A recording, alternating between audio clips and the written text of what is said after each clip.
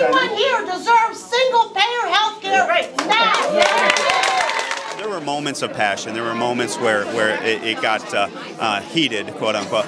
But overall, there were a lot of good inputs. There were a lot of good dialogue. And from my perspective, too, there's so much misinformation. There's so much fear out there that if we can do a little bit to alleviate that, then it's well worth it in and of itself. We're here in the town of Bust-Tye where Congressman Tom Reed spoke to hundreds of people, some not so supportive at times. Again, the contentious issue is health care. A lot of people speaking out against a possible repeal of Obamacare, the Affordable Care Act.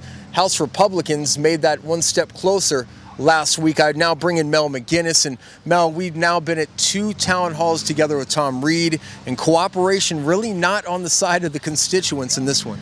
No, when you see signs like Trump care equals genocide, or Trump care is not health care, it's a death sentence, really what this is a platform for the leftist loons. They are simply trying to make a statement without letting him explain things, and others in the environment to let their views be known. Now, let's not kid ourselves. There is a human side to this. The human side is healthcare. People living without healthcare, whether it's a choice or not, many would, that's up for debate. But we spoke to 2 doctors at UPMC Chautauqua WCA Hospital who gave us an interesting take on what life is like without healthcare. And most people that don't have insurance usually, don't take care of themselves or may not be able to take care of themselves. And if they get sick, they're not able to take care of whatever problem they got sick from. And then it just compounds and it leads to a miserable life. They can't work. They go on Social Security. They sort of become a burden on the system. You heard the public speak. I mean, you heard it. And it will lift people out of poverty. Lack of health insurance, you get sick, it drives you into poverty.